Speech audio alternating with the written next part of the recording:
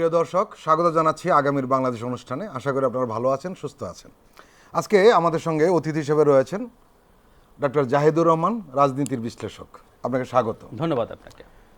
Bharat Bangladesh issue নিয়ে নানান ধরনের কথাবার্তা প্রতিদিন হচ্ছে, অগ্রগতি, অবনতি, উত্তেজনা সব কিছুই চলছে। লাস্ট একটি ঘটনা যেটা ঘটেছে, ভারতকে ব্যান্ড উইথ ট্রানজিট দেবে না বাংলাদেশ বলে সরকার সিদ্ধান্ত নিয়েছে। সাম্প্রতিক সময় ভারতের সাথে আমাদের যে সম্পর্ক, আমরা কূটনৈতিক ভাষায় বলি যে একটু ডাউনগ্রেডেড হয়েছে। সো প্রত্যেকে তার তার জায়গা থেকে সম্পর্কের ডাউনগ্রেড করার অ্যাটিটিউড ভারত শুরু করেছে, আমরা রিয়্যাক্ট করছি। এবং আমাদের একটা স্বাধীন দেশ হিসেবে, সার্বভৌম দেশ হিসেবে এটা খুবই জরুরি ছিল।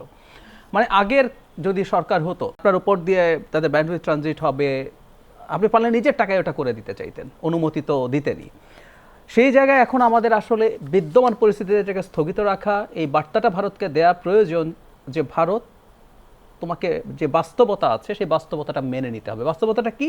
বাস্তবতাটা হচ্ছে শেখ হাসিনার বাংলাদেশ এটা না। যা চাইবে তুমি কোনো রকম কোনো প্রশ্ন ছাড়া দেয়া হবে, এটা সেটা না।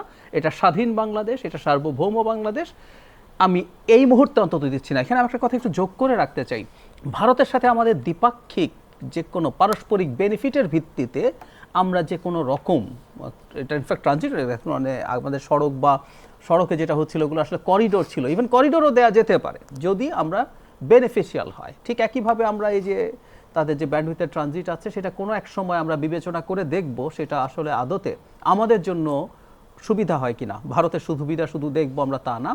So it's a very good decision, এবং প্রতিটা ক্ষেত্রেই আমরা দেখবো এই ধরনের সিদ্ধান্ত নেওয়া হচ্ছে। আমাদের যখনই ভারতের দিক থেকে কোনো নেগেটিভ স্টেপস আছে আমরা প্রতিবাদ করছি, এবং সে যখন কোনো প্রিভিলেজ চাইছে বিদ্যমান সময়ের জন্য এটা একটা ঠিকঠাক কাজ হয়েছে। এবং আমরা ভবিষ্যতেও দেখতে চাইবো যে প্রিভিয়াসলিও যেসব ঘটনা ঘটেছে, আমরা এই আলাপটা কিন্তু করছি যে যেসব এমওইউ স্বাক্ষরিত হয়েছে, অ্যাগ্রিমেন্টের তো লিগ্যাল ভিত্তি আছে। বিশেষ করে দুটি চুক্তি নিতে বড় ধরনের আলোচনা হচ্ছে, এক হলো আদানির সঙ্গে আর একটা রামপাল এবং অনেকগুলো রেল করিডোর সরকার ট্রানজিট বলার চেষ্টা করছে, এগুলো কোনোটা ট্রানজিট না। এক দেশ থেকে আপনি যখন আরেক দেশের প্রতি একই দেশে আবার যান, এটা একটা করিডোর। অনেকগুলো করিডোর দেওয়া হচ্ছে, এগুলো কিন্তু সব এমওইউর কোনো আইনগত ভিত্তি নেই। এটা এক ধরনের জেন্টলম্যান এগ্রিমেন্টের মতো। সো এখন তো নাই, পুরোনোগুলো রিভ্যালুয়েট করা দরকার এবং প্রয়োজনে বাতিল করা দরকার। নিশ্চয়ই জানেন যে এই ব্যান্ড উইথ ট্রানজিট সুবিধা যেটা বাতিল করলো সরকার, এতে একটা সমস্যা পড়ে যাবে ভারতের 7টি রাজ্য, বিশেষ করে অরুণাচল প্রদেশ, ত্রিপুরা, আসাম, মিজোরাম, মণিপুর, মেঘালয়, নাগাল্যান্ড, আমরা যাদেরকে 7 সিস্টার বলছি। সেখানে কিন্তু দ্রুত ইন্টারনেট সংযোগের যেটা নিশ্চিত ছিল, এটা করতে পারলে সেটা কিন্তু আর হচ্ছে না এখন। নিশ্চয়ই তাই। এবং এই ব্যাপারগুলি ভারতকে আসলে বুঝতে পারতে হবে। খেয়াল করুন, আপনি যখন ভারতের মিডিয়ার দিকে দেখেন, তারা অ্যাটিটিউডটা এরকম যে ভারতের সাথে যদি প্রবলেম হয় আমরা শেষ হয়ে যাব, আমরা না খেয়ে থাকবো, আমরা পেঁয়াজ পাবো না, আমরা শাকসবজি কাঁচামরিচ পাবো না, আমরা চিকিৎসা পাবো না, সব শেষ হয়ে যাব, এই অ্যাটিটিউড। এবং তাদের অ্যাটিটিউড হচ্ছে আমরা বিনা পয়সায় এগুলো নেই। মানে তাদের ভাবটা কিন্তু এরকম, আপনি দেখবেন যে দেব না। অথচ আপনি যখন পেঁয়াজ রপ্তানি ভারত বন্ধ করে, ভারতের পেঁয়াজ মহারাষ্ট্রে সবচেয়ে বেশি পেঁয়াজ উৎপাদিত হয়, সেখানে আপনি দেখবেন বড় বড় যে সব মোকাম আছে সেখানে কৃষকরা তীব্র প্রতিবাদ করে, কারণ বাংলাদেশের পেঁয়াজ যদি এক্সপোর্ট না হয় তারা তাদের পেঁয়াজের দাম ঠিক মতো পান না। সো এরকমই বাণিজ্যিক সম্পর্কগুলো। সুতরাং ভারতেও আমরা আমাদের যেসব সেবা নেই সেটার জন্য ভারত ডিপেন্ডেন্ট। আমরা অনেক সেবা এখন নিতে পারছি না, আমরা ভিসা পাচ্ছি না বলে পশ্চিমবঙ্গ বা কলকাতার আমরা রিপোর্ট দেখছি। ঠিক একইভাবে 7 সিস্টার্স, মানে আমরা বাংলাদেশের ওপর দিয়ে যদি সে যোগাযোগ এটা হোক, ব্যান্ডউইথ হোক, না যেতে পারে, বাংলাদেশের উপর দিয়ে গেলে যে দূরত্ব তার অন্তত 4 গুণ বেশি দূরত্ব তাকে ক্রস করে যেতে হয়।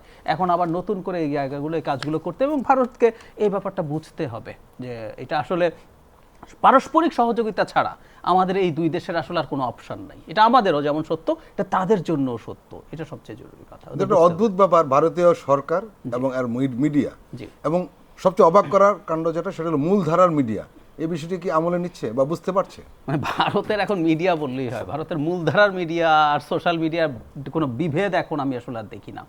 মানে সোশ্যাল মিডিয়া আর মূলধারা মিডিয়ার ডিফারেন্স ছিল এটা যে সোশ্যাল মিডিয়াতে আপনি এটা আপনার রিচে আছে, আপনার যা ইচ্ছা তা বলতে পারেন, আপনি আনভেরিফাইড কথা বলতে পারেন, আনভেরিফাইড কথা লিখে দিতে পারেন, এবং মানুষ যখন সোশ্যাল মিডিয়া দেখে তার মাথায় এটা কাজ করে যে এটা তো আসলে কেউ এডিট করে না, এটা কোনো এডিটোরিয়াল পলিসি নাই।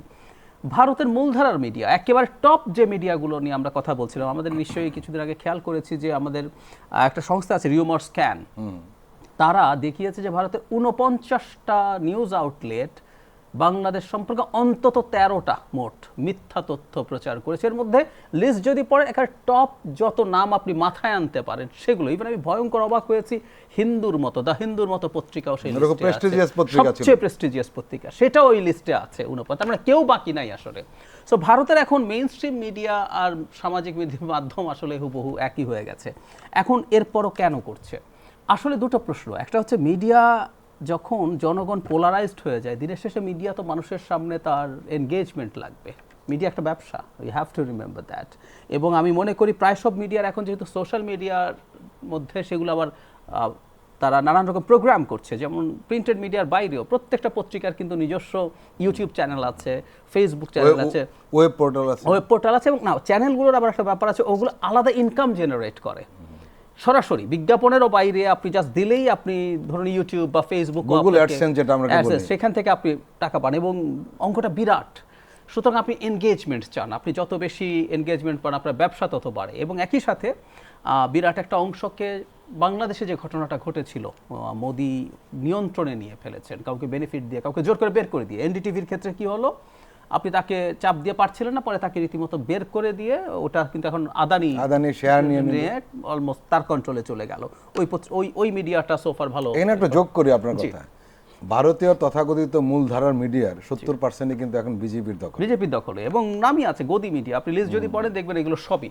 সো তারা তাদের জায়গা থেকে বিজেপির যে ন্যারেটিভ সেটাই সামনে আনবে। তাদের এই ন্যারেটিভ এবার মিথ্যা চড়িয়ে তার অভ্যন্তরীণ রাজনীতির জন্য এটা খুবই সুবিধাজনক যে বাংলাদেশে হিন্দু অত্যাচারিত হচ্ছে, তার হিন্দু পরিচয়বাদী যে রাজনীতি, হিন্দুত্ববাদ, সেটা এনার্জাইজড হচ্ছে।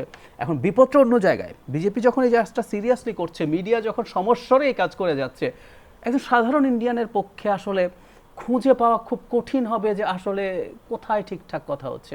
আমি এত কিছুর ভিড়ে আমি চষে ফেলেছি ভারতের সব মিডিয়া এই বোঝার জন্য।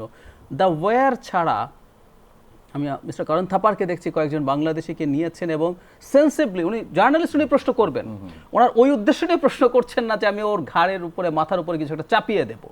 উনি বের করার চেষ্টা করছেন এবং কথা বলতে দিচ্ছেন।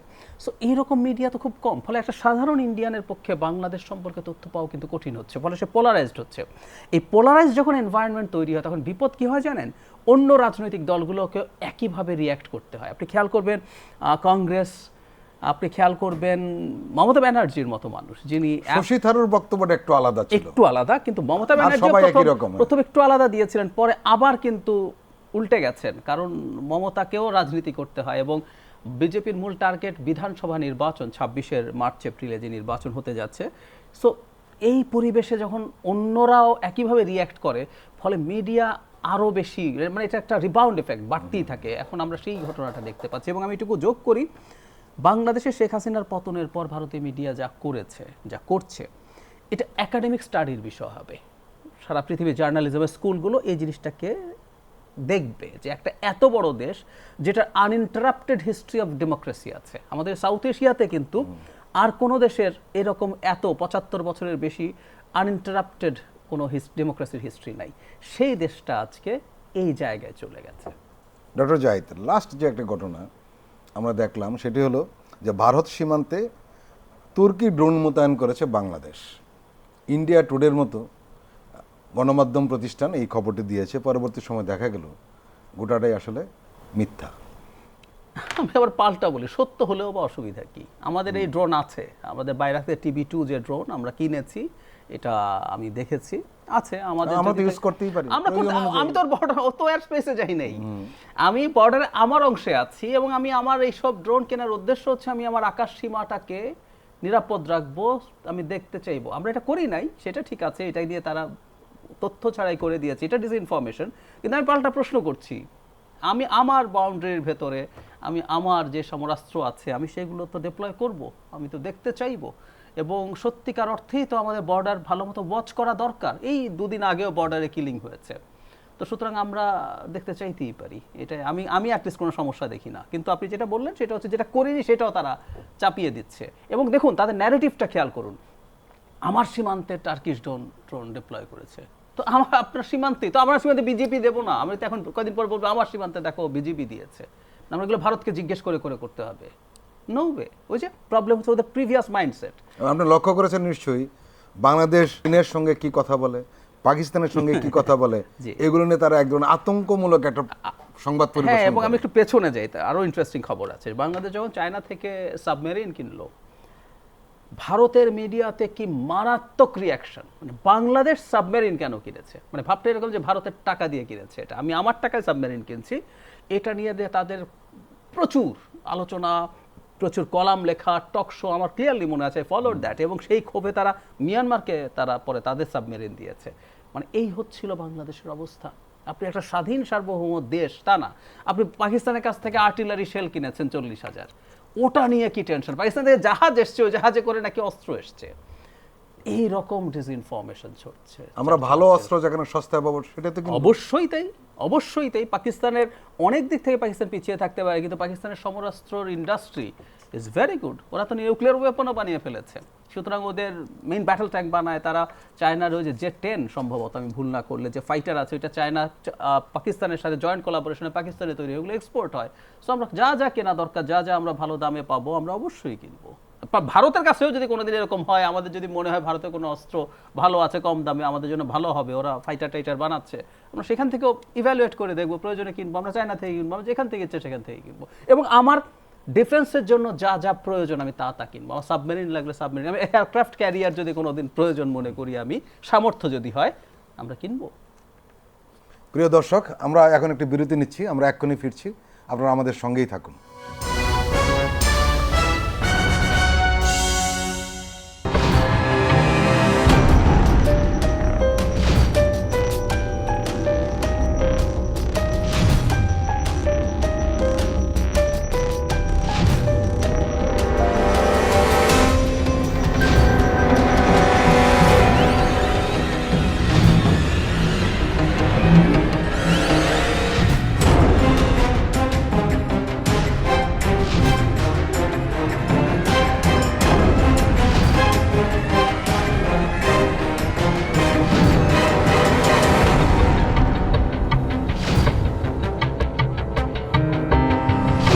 কেমন আছে অর্থনীতি দেখবেন প্রতি সোম ও মঙ্গলবার রাত 10:20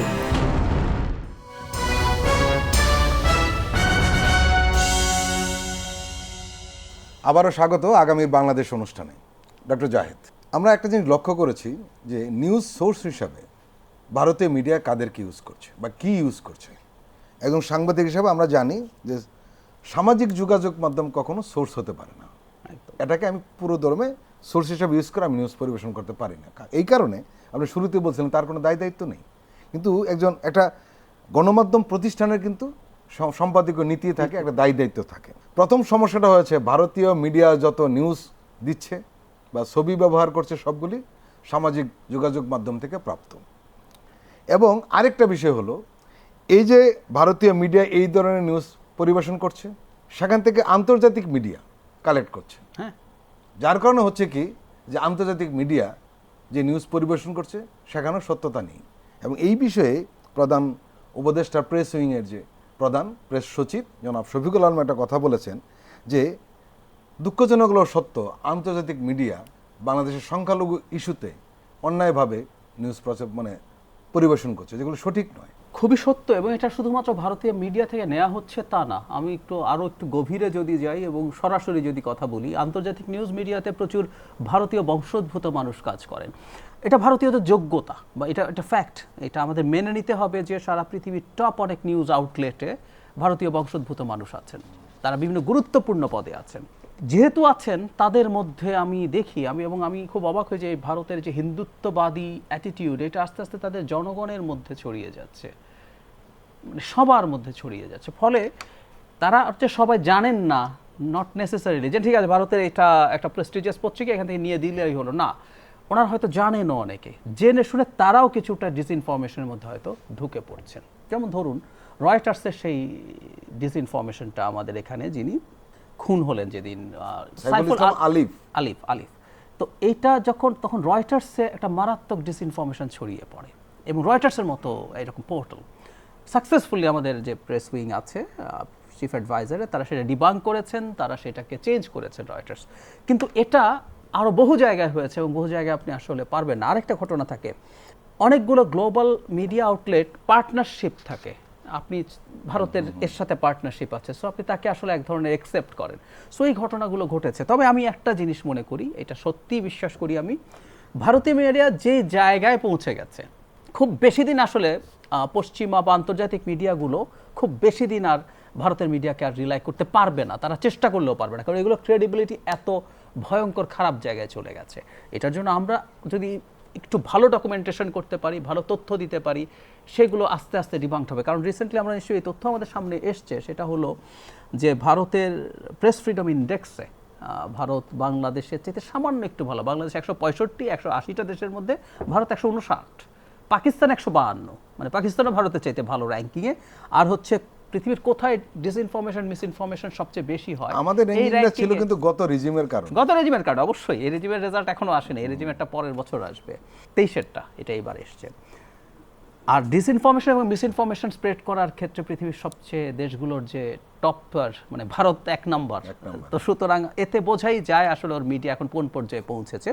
আমরা আশা করি যে ইন্টারন্যাশনাল মিডিয়া আর খুব বেশি দিন আসলে ভারতের মিডিয়াকে রেফারেন্স হিসেবে নেবে না, যেগুলোকে আমরা সোকল প্রেস্টিজিয়াস মিডিয়া বলি, ওগুলো ওদের ক্রেডিবিলিটি হারাচ্ছে।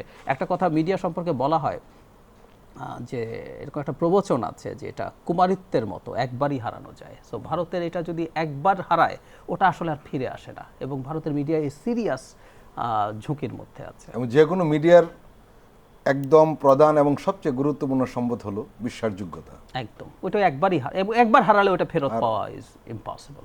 ভারতীয় মিডিয়ায় বাংলাদেশ বিরুদ্ধে এই যে প্রচারণা, প্রপাগান্ডা এবং একটা যুদ্ধংদেহী মনোভাব নিয়ে যে এগিয়েছে, এটা কিন্তু নতুন কিছু নয়। আমাদের বাংলাদেশের মানুষ নতুন করে দেখছে। কিন্তু আপনি এর আগে লক্ষ্য করেছেন, এরা নেপালের বিরুদ্ধে এই কাজটি করেছে একটা সময়, দীর্ঘ সময়। তারপরে পাকিস্তান এবং চীনের বিরুদ্ধে তারা অনবরত করেই যাচ্ছে। এবং সর্বশেষ আমরা লক্ষ্য করেছি মালদ্বীপ। এক্স্যাক্টলি, এরা কিন্তু এরকম একটা আচরণ দীর্ঘদিন ধরে করে আসছে, এবং এমনভাবে করে আসে যে তারাই সব, আর বাকি দেশগুলো কোনো কাজের না, এরা একদম ধ্বংস হয়ে যাবে তাদের হেল্প ছাড়া, তাদের সহযোগিতা ছাড়া। কিন্তু আবার আমরা লক্ষ্য করি কিছুদিন পরে তারা থেমে যায় এবং আবার তারা সম্পর্ক স্বাভাবিক করে। এটা কিন্তু ভারতের এই ধরনের আচরণ কিন্তু আমরা অন্তত গত 10 বছর ধরে একেবারে প্রত্যক্ষ করছি। আপনি নিশ্চয়ই বিষয়টি লক্ষ্য করেছেন। নিশ্চয়ই। মালদ্বীপসে একজন প্রেসিডেন্ট নির্বাচিত হয়ে গেছেন শুধুমাত্র ইন্ডিয়া আউট ক্যাম্পেইন করে, মানে এগুলো দিয়ে না আপনার কথা রিয়েলাইজেশন হওয়া দরকার ছিল। আপনি যদি লিস্ট গণতান্ত্রিক হতেন, ভারত এখন একটা নির্বাচনটুকুই আছে, ভারত গণতান্ত্রিকতার মুখোশে ভারত আসলে একটা ফ্যাসিস্ট শাসন ওখানে কায়েম হয়েছে। যারা মোদি তার দল, একটা ফ্যাসিস্ট একটা দল তাদের, এবং তাদের যে মাদার অর্গানাইজেশন আরএসএস, ও তো ঘোষিতভাবে ফ্যাসিজমের পক্ষে দাঁড়িয়ে। আমরা একটু যে টাইম লাইন দেখি, আমি ভুল না করলে 1922 সালে ক্ষমতায় আসেন বেনিতো মুসোলিনি, তার ফ্যাসিস্ট দল ক্ষমতায় আসে। 25 সালে 2-3 বছরের মধ্যেই আরএসএস এর প্রতিষ্ঠা হয়, এবং আরএসএস প্রতিষ্ঠিত হয়, তাদের 100 বছর পূর্তি হচ্ছে। প্রতিষ্ঠিত হয়ে সে প্রকাশ্যে বলছে যে সে এই মতাদর্শই ধারণ করে। সো তারই চাইল্ড হচ্ছে বিজেপি সরকার। ফলে ও এরকম হামলে পড়েছে। তো অ্যান্টি ইন্ডিয়া ক্যাম্পেইন দেখলো, আপনি একটু বোঝেন যে আসলে কি হলো, আমরা একটু দেখি, আমরা রিথিঙ্ক করি না, আপনি ঝাঁপিয়ে পড়লেন। মালদ্বীপসে ইন্ডিয়ানরা যায় ওখানে ট্যুরিজমের জন্য, ধনী, ওখানে তো বেশ এক্সপেন্সিভ, সো ধনীরা যায়। তারা রীতিমতো টার্গেট করেছিল যে কোন কোন ইন্ডিয়ান ওখানে যাচ্ছে খবর দাও, তাদেরকে আমরা ঝামেলা করব। এরকম সিরিজ অফ ক্যাম্পেইনস চলেছে। যেই সামান্য একটু মালদ্বীপসের পক্ষে কথা বলছে তার বিরুদ্ধে হুমলি খেয়েছে, এবং প্রচুর ফেক এক্স অ্যাকাউন্ট, আগে টুইটার, এবং বাংলাদেশ প্রসঙ্গেও এই স্টাডিটা সামনে আসছে যে শত না হাজার এরকম ফেক টুইটার অ্যাকাউন্ট খুলে, এক্স অ্যাকাউন্ট খুলে বাংলাদেশের ভিতরে সিরিজ অফ প্রোপাগান্ডা চালাচ্ছে। এই একই কৌশল, এবং আপনি যেটা বললেন এটা খুব বেশি লং লাস্টিং আসলে হওয়ার কথা না। কারণ দিনের শেষে বাংলাদেশের সাথে আপনার যে পরিমাণ স্বার্থের হিসাব নিকাশ আছে, আপনার যে পরিমাণ বিজনেস, এই যে $13 বিলিয়ন বলি আমরা তার এক্সপোর্ট, এ তো এক্সপোর্ট। আমি ওর দেশে গিয়ে কি খরচ করে আসি চিকিৎসার নামে, শিক্ষার নামে, শপিংয়ের নামে, ট্যুরিজমের নামে, এগুলো কিন্তু এই 13 বিলিয়নের হিসাবে নাই। $13 বিলিয়ন তো হিসাব রয়েছে, চোরাকারবারিতে কি পরিমাণ আসে একদম। এবং তার যেসব লোক এখানে চাকরি করে, এই অঙ্কটা অ্যারাউন্ড $10 বিলিয়ন, বৈধ অবৈধ সব চ্যানেল মিলে নানান কিছু তার আছে। সুতরাং এটাকে আসলে পেরে উঠবে না। এবং আরেকটা জিনিস ভারত হয়তো একটা পর্যায়ে মনে রাখবে, এই কারণে আমি মনে করি ভারতের পররাষ্ট্র সচিব বাংলাদেশে আসছেন 9 তারিখ, ভারতের দিক থেকেও কেউ কেউ বলার চেষ্টা করছেন এটা অ্যাভয়েড করো, বাংলাদেশকে শিক্ষা দাও ইত্যাদি ইত্যাদি, বাট দে কেম। কারণ হচ্ছে ভারত এটাও নিশ্চয়ই মনে রাখবে, আপনি যদি বাংলাদেশকে অনেক বেশি চাপ দিতে থাকেন তখন খুব স্বাভাবিকভাবে যেটা হয়, এই অঞ্চলে চায়না সেই জায়গাগুলোতে জায়গা দখল করার চেষ্টা করে। কোনো একটা দেশকে যদি অত্যন্ত চাপ দেয়, নেপালকে অনেক চাপ দিয়েছিল, পরে নেপালের সরকারগুলো চায়নাপন্থী হয়ে গেছে এবং জনগণই হয়ে গেছে। আপনি নেপাল যেহেতু ল্যান্ডলকড কান্ট্রি, নেপাল ভারতের দিক থেকে যাওয়াটাই তার জন্য সহজ ছিল, কিন্তু নেপাল চায়নার দিক থেকে এখন যোগাযোগের জন্য ওটা তো আপনার পর্বত এবং বরফের মধ্যে দিয়ে আসতে হয়, সে অল্টারনেটিভ চ্যানেল চালু করছে, ব্যয়বহুল হোক কিন্তু সে এটা করছে, কারণ তারা এখন ভারতের প্রতি এতটাই ক্ষুব্ধ হয়েছে, তারা একবার ব্লকেট দিয়েছিল। সো বিশেষ করে জ্বালানি বন্ধ করে দিয়েছিল। জ্বালানি বন্ধ করে, এবং ভূমিকম্পের 2-3 মাসের মধ্যেই এই ঘটনা ঘটে। 6 মাস ছিল এই জ্বালানি বন্ধ। 6 মাস। তো মানবিক সংকট তৈরি হয়েছে। ঠিক একইভাবে বাংলাদেশকে চাপ দিতে থাকলে তারা বোঝার কথা যে বাংলাদেশে চায়না অনেক বেশি ইনফিলট্রেট করবে বা তার ফুটপ্রিন্ট বাড়বে। চায়নার রাষ্ট্রদূত বেগম খালেদা জিয়ার সাথে দেখা করেছেন, বিএনপি, জামায়াত এবং ইসলামী দলগুলো ডেলিগেটদেরকে চায়নায় নিয়ে গেছে, তাদের সাথে ইন্টারাকশন করছে। মানে চায়না এখানে একটা স্মার্ট গেম খেলছে। তারা শেখ হাসিনার সময়ও শেখ হাসিনার সাথে খুব বেশি খাতির দেখিয়েছে, যেটা আমরা পছন্দ করিনি, কিন্তু এখন যখন তার পতন হয়েছে তারা শেখ হাসিনাকে নিয়ে তাদের অন্য কোনো চিন্তা বা ওই কান্নাকাটি নেই। তারা রাদার নতুন যারা এসছে তাদের সাথে এবং যারা আসতে পারে ভবিষ্যতে প্রত্যেকের সাথে তারা ভবিষ্যতের রাজনৈতিক শক্তিগুলোর সাথে ইন্টারাকশন করছে। ভারতও দেরি হলেও আসতে হবে, কিন্তু যে বারবার বলছি তার সমস্যাটা হচ্ছে ভারতে যদি ভোটে যেতে হয়, ভারতকে এই ভোটে যাওয়ার স্বার্থে এই উত্তেজনাটা বাড়াতে হবে। এবং আমি মোটামুটি একটা হয়তো তারা অনেক ইন্টারাকশন শুরু করবে, কিন্তু এই মিডিয়ার এই প্রোপাগান্ডা অন্তত আমি ধারণা করি হিন্দি থেকে কমে গেলেও পশ্চিমবঙ্গ বেস মিডিয়ার প্রোপাগান্ডা আমি ধারণা করি 26 মার্চ এপ্রিল হচ্ছে পশ্চিমবঙ্গের বিধানসভা নির্বাচন, এই পোলারাইজেশনটা তারা ধরে রাখতে চাইবে। কারণ আমরা দেখবো যে শুভেন্দু অধিকারী কী রকমভাবে এটাকে ব্যবহার করে রাজনীতি করার চেষ্টা করছেন এবং একটা পোলারাইজেশন তৈরি করার চেষ্টা করছেন। কিন্তু দিনের শেষে তাদেরকে আসলে সহযোগিতার জায়গায় আসতে হবে এবং বুঝতে হবে, এবং যত দ্রুত বোঝে। আমরা প্রায় একটা কথা বলছি যে রিঅ্যালাইনমেন্ট, আপনি এতদিন পর্যন্ত যেভাবে বাংলাদেশের সাথে সম্পর্ক করেছেন এবং যা চেয়েছেন, এটা যে আর হবে না for ever, you will have to realise that. এটা জরুরি। এটা ডক্টর ইউনূসও যদি কালকে শেখ হাসিনার মতো করে রিয়াক্ট করতে যায়, মানুষ পরের দিনে এই সরকারকে ফেলে দেবে। ভবিষ্যতের কোনো নির্বাচিত সরকার এসে যদি শেখ হাসিনা হতে চায়, সেও ক্ষমতায় টিকতে পারবে না। সুতরাং ভারতকে এই বাস্তবতাটা মেনে নিতে হবে। অনেকের ধারণা করেছিল যে ভারতের যে পররাষ্ট্র সচিব বিক্রম মিশ্র উনি আসবেন না, বা দিল্লি তাকে নাও আসতে দিতে পারে, বা এই সফরটা অফ করে দিতে পারে, কিন্তু সেটা কিন্তু হয়নি। এটা হয়নি আসলে। ওই যে একই আমরা ডাউনগ্রেড শব্দটা বলছি, এটা যদি বন্ধ করতো তারা, তাতে বোঝা যায় যে সম্পর্ককে আরও ডাউনগ্রেড করতে চাইছে তারা, কিন্তু তারা এটা করেনি। এটার একটা কারণ আমি ধারণা করি একটা ঘটনা ঘটে যাওয়া, সেটা হচ্ছে আমাদের সহকারী হাইকমিশন অ্যাটাকড হওয়া। এটা ভারতকে ডুবিয়েছে, মানে একটা সো-কল্ড পরাশক্তি। মানে হামলা কেন হলো, দুটো কারণ হতে পারে, কারণ এই দুটোই। একটা হচ্ছে আইদার আপনি ঠেকাতে পারেন নাই, আপনার সেই ক্যাপেবিলিটি নাই, অথবা হামলা করতে দিয়েছেন, অথবা আপনি হামলা করতে দিয়েছেন। দুইটার যেটাই হোক না কেন, দুটোই ভয়ঙ্কর কথা। ভিয়েনা কনভেনশন যেভাবে ভায়োলেটেড হয়েছে, আপনি আসলে তো হাই কমিশনে হামলা মানে বাংলাদেশকে হামলা করেছেন। এগুলো অনেক ক্ষেত্রে যুদ্ধ ট্রিগার করার মতো ঘটনা, এবং এটা হঠাৎ না।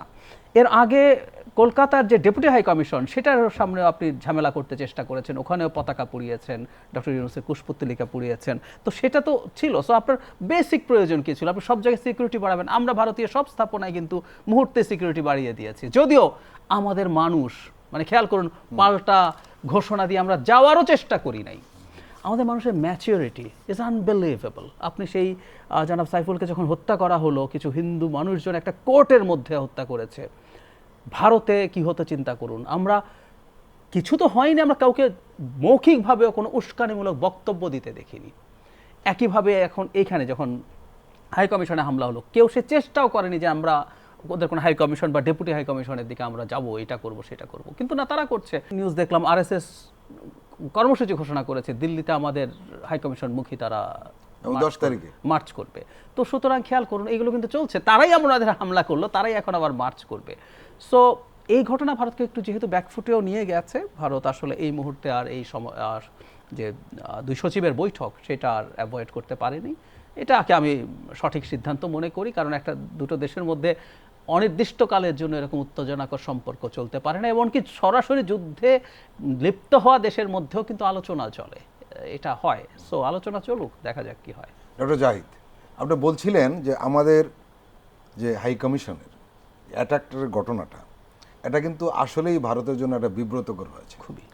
এটা আমার মনে হয়েছে কেন, সেটা হলো ভারতের কিছু মিডিয়াতে কিন্তু শেষ পর্যন্ত এই বিষয়টা সামনে এনেছে এবং তারা বলেছে যে আন্তর্জাতিকভাবে ভারতের একটা মর্যাদাগতভাবে বিশাল ক্ষতি হয়েছে। একেবারেই তাই। মানে আপনি যদি একটা ভুল মেসেজ দিয়েছে ভারত। মানে ওই যে বললাম, যেমন ধরুন আপনি পারেন নাই, আপনি এত বড় পরাশক্তি, আপনার মিলিটারি যে স্ট্রেংথ, মানে আপনি যদি নিউক্লিয়ার ওয়েপন সরিয়ে রাখেন, তাহলে এগুলোকে আমরা কনভেনশনাল ওয়েপন বলি। এতে যে র্যাঙ্কিং পৃথিবীতে ভারতের অবস্থান চতুর্থ, আমেরিকা, রাশিয়া, চায়নার পরই ভারত। সো আপনি এত পাওয়ারফুল দেশ, আপনার এত রকম আছে, আপনার অ্যাটম বোমা আছে, আপনি চাইলে ওই করে ফেলতে পারেন, সেই করতে পারেন। আপনি সিরিয়াস ডিসপিউট হচ্ছে আপনার এখানে জঙ্গি টাইপের, মানে এটা বলতে হবে, জঙ্গি বললেই কিন্তু আমরা এক ধরনের মুসলমান ন্যারেটিভ তৈরি করি। ভারতে এখন হিন্দু সম্প্রদায়ের মানুষ, এই হিন্দুত্ববাদীরা, আমি কিন্তু ওনারা ধর্মে হিন্দু, কিন্তু হিন্দু ধর্মের সবাই হিন্দুত্ববাদী নন। যারা হিন্দুত্ববাদী তাদের চেয়ে জঙ্গি তো আর কেউ না। সো এই জঙ্গি মব তৈরি হচ্ছে, আপনি সেটা প্রোটেকশন দিতে পারেন না, সেটা তো খুবই বাজে ইনক্যাপেবিলিটি। আর আরেকটা যেটা, সে কেউ হয়তো মুখে বলবে না, কিন্তু অনেকে এটা রিয়েলাইজও করে বহির্বিশ্ব, যেটা হতে দেয়া হয়েছে, যদি সেটা হয়ে থাকে তার রাজনীতির স্বার্থে, এটাও তাকে ডুবিয়েছে যে একটা দেশ এই কাজ করতে পারে। সো ভারত আসলেই ব্যাকফুটে গেছে।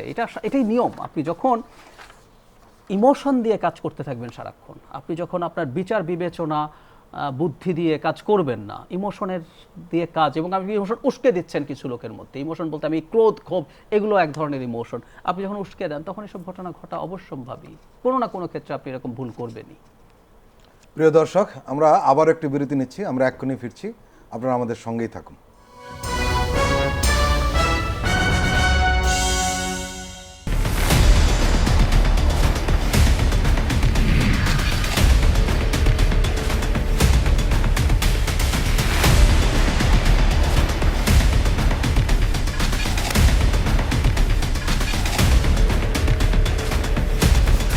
নিপীড়নের স্মৃতি, প্রযোজনা মোহাম্মদ হাসান রিয়াদ ও গোলাম মোর্শেদ। দেখবেন প্রতি শুক্র ও শনিবার সন্ধ্যা 7টায়।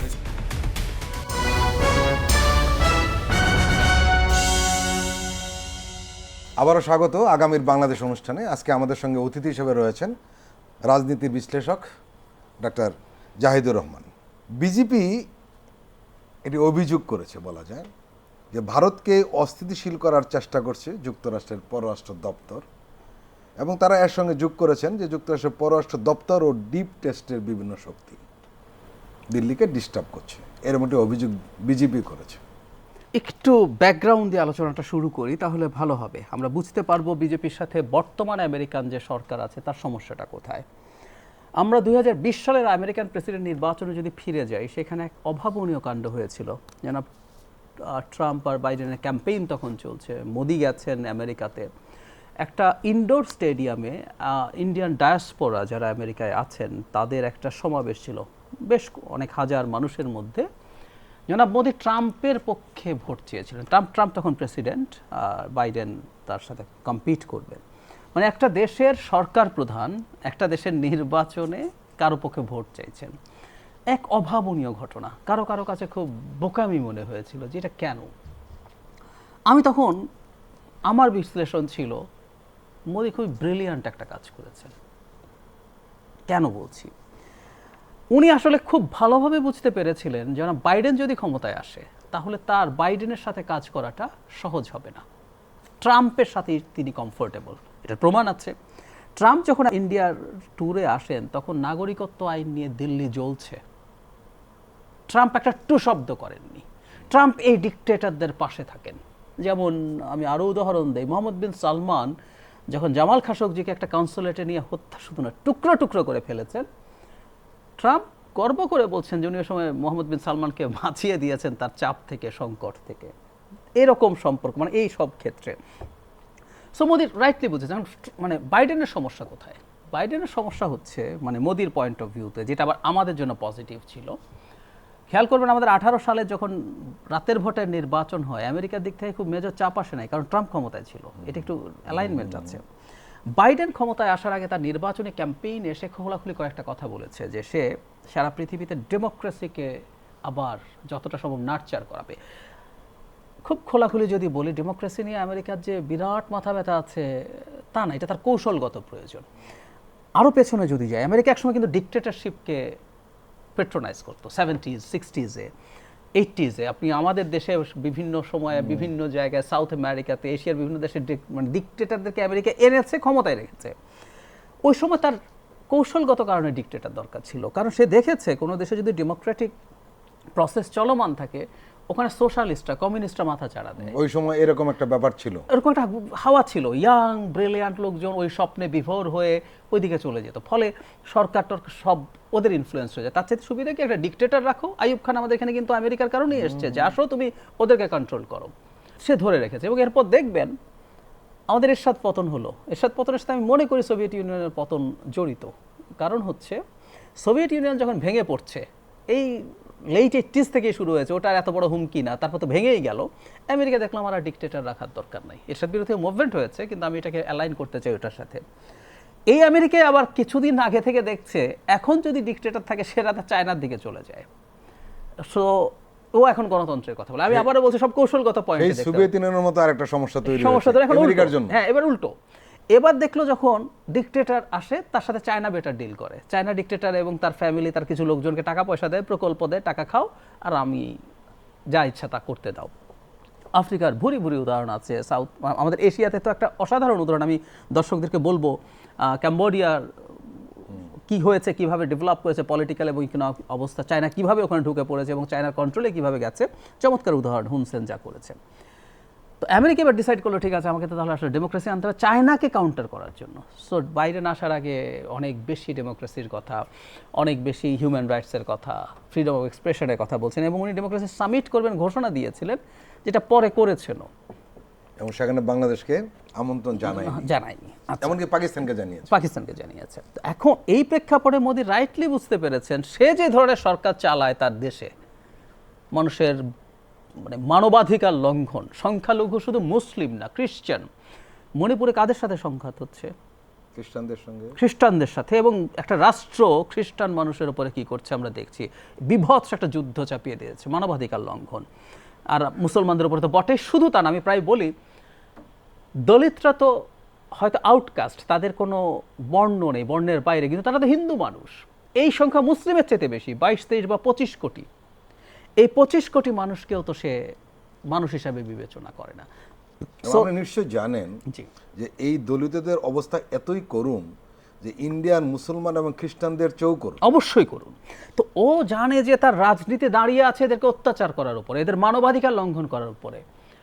আপনি যেহেতু স্বৈরাচারী হয়ে উঠছে, আপনি মত প্রকাশের স্বাধীনতা লঙ্ঘন করবেন। আমেরিকার প্রচুর স্টেটমেন্ট আছে ওদের মানবাধিকার লঙ্ঘনের বিরুদ্ধে, মত প্রকাশের স্বাধীনতার বিরুদ্ধে। এই ব্যাকগ্রাউন্ডটা বললাম। সো বাইডেন আসলে মোদির মতো সরকারের সাথে আসলে ভালোভাবে কাজ করা যাবে না, সেই জন্য কিন্তু তারা তখন থেকে এটা কিন্তু জনাব মোদি বুঝতে পেরেছেন। এখন যদি এই জায়গায় এসে দাঁড়াই, তাদের ওই ক্ষোভের জায়গা আছে। আপনি প্রচুর পাবেন, এই বিজেপির আজকে বলেছে তা না, সিস্টেম্যাটিকলি তারা আমেরিকার বিরুদ্ধে কথা বলেছে, কারণ তারা আমেরিকা এই পদক্ষেপ নিয়েছে, ওই পদক্ষেপ কিছুই তার পছন্দ না। এবার যেটা করলো, তারা দাবি করছে যে OCCRP বলে একটা প্রতিষ্ঠান আমেরিকান, যারা গৌতম আদানি 26 কোটি ডলারের মতো একটা অঙ্ক ঘুষ দিয়েছেন। এবং এটা কিন্তু প্রথম আঘাত না, এর আগে হিন্ডেনবার্গ একটা রিপোর্ট এসেছিল বছর 2-1 আগে, 1.5 বছরের মতো হবে, 1.5 বছর আগে। সেখানেও সে কিভাবে মিথ্যা তথ্য দিয়ে তার কোম্পানির শেয়ার ভ্যালু বাড়িয়ে টাকা লোপাট করেছে।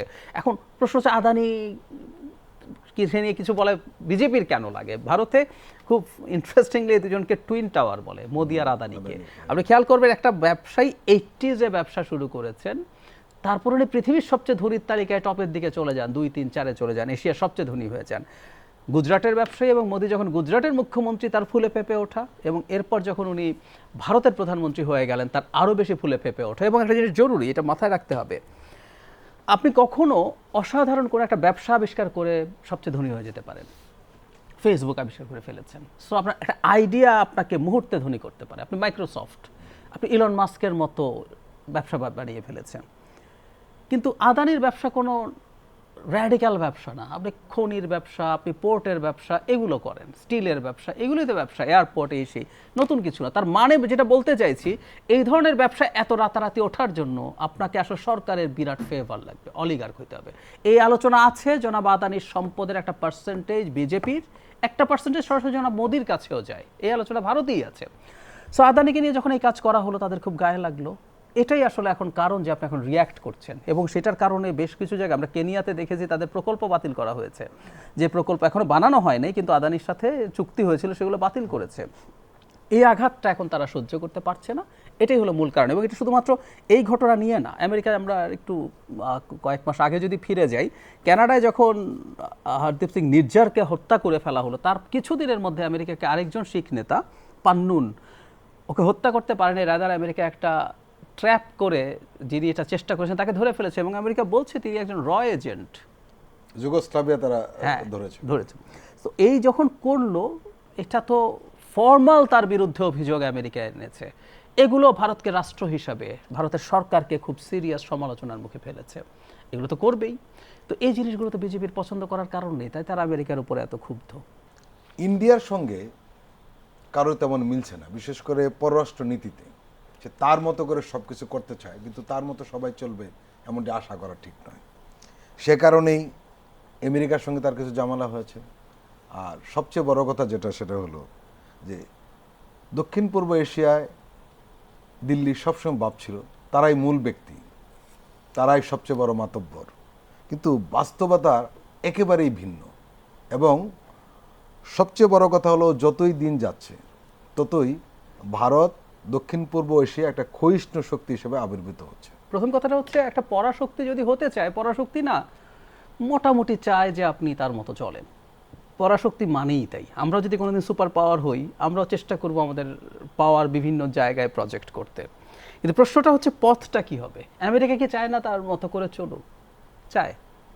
ফ্রান্স, ব্রিটেন, যারা পরাশক্তি আছে, আমেরিকা আপনার কাছে যখন চাইবে আপনাকে আসলে সাথে নিয়ে এসে গ্রো করে, আপনাকে দিয়ে বাইল্যাটারালি, যে আপনাকেও বেনিফিট দেবে, দিয়ে তারপর বলবে তুমি আমার এই কথাটা একটু শোনো, এটা দেখো, আস্তে আস্তে সেই পথে যাবে। আপনি দেখবেন তার কথা যখন শুনতে যাচ্ছেন, আপনার কাছে খুব চাপ মনে হবে না যে না আমাকে ঘাট ধরে এটা করানো হচ্ছে কিনা। দুটো উদাহরণ দেওয়া যায়, সাউথ কোরিয়া এবং তাইওয়ান। একদম, মানে কি হয়েছে আমেরিকার সাথে, তারা আমেরিকার মতো করেই চলেছে, তারপর আমেরিকা কথা রেখেছে অনেক ক্ষেত্রে, প্রায় সব ক্ষেত্রে, কিন্তু দুটো দেশ কোথায় চলে গেছে।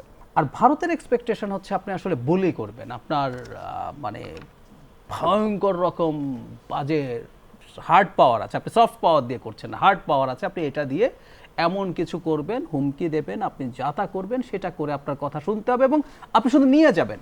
একটা শব্দ আছে সিম্বায়োসিস, মানে যখন দুজনই কোনো একটা রিলেশনশিপে মানে বেনিফিটেড হয়। আপনার শরীরে, আমার শরীরে অনেকগুলো জীবাণু আছে যে আপনার শরীরে থেকে বেঁচে থাকে, কিন্তু ও আপনার কিছু ভালোও করে দেয়। সো আপনার পেট থেকে সে কিছু খাবার নেয়, কিন্তু আপনার কিছু ভালো করে দেয়।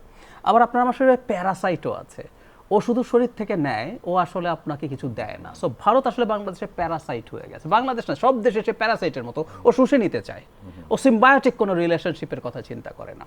সো এটা যদি করেন আসলে হবে না, আপনার গ্লোবাল সুপার পাওয়ার দূরেই থাকুক, আপনি রিজিয়নাল সুপার পাওয়ার হবেন না, এবং ক্ষয়িষ্ণু শক্তি তো দূরে থাকুক। এখন আমি বরং অন্য একটা জিনিস যোগ করি, একটু বাইডেনের আলাপ করতে করতে মনে হলো, মোদি যখন সর্বশেষ আমেরিকায় গেলেন তখন বলা হয় যে এটা ডেমোক্র্যাটরা প্ল্যান করেই করেছে। বারাক ওবামা ক্রিস্টিয়ান আমানপোরের সাথে একটা ইন্টারভিউ দিয়েছিলেন, খুব স্পষ্টভাবে তিনি বলেছেন ভারতে এখন যে রাজনীতি ক্ষমতাসীনরা করছে এটা ভারতকে টুকরো টুকরো করে ফেলবে। ভারত বরং এখন নিজে ইন্টিগ্রেটেড থাকে কিনা, মানে অন্য দেশকে তার প্রভাবে আনা দূরে থাকুক, সে তার নিজের রাজ্যগুলোকে তার প্রতি অনুগত রাখতে পারছে না। মণিপুর জ্বলছে মাসের পর মাস, মাসের পর মাস। সেভেন সিস্টার্সে তো ট্রেডিশনালি প্রবলেম হয়েছে, হবে, কাশ্মীরের কথা বাদই দিলাম। সো ভারত তার যে নীতি, মানে তার দেশের ভিতরেও তার নীতিটি, যে দেশটা ঠিক করতে পারে নাই, যে তার নিজের দেশের মানুষগুলোকে ইনক্লুড করতে পারে নাই। কারণ সমস্যাটা হচ্ছে তার যে রাজনীতি, ওটা আদার করার রাজনীতি। পরিচয়বাদী রাজনীতি মানেই তাই। আপনি হিন্দুত্ববাদ মানে কি? আপনি তো হিন্দুত্ববাদী যখন হচ্ছেন, আপনি চোখ বন্ধ করে অন্য ধর্মের মানুষকে বাতিল করছেন, এটাই নিয়ম, এটাই স্বাভাবিক।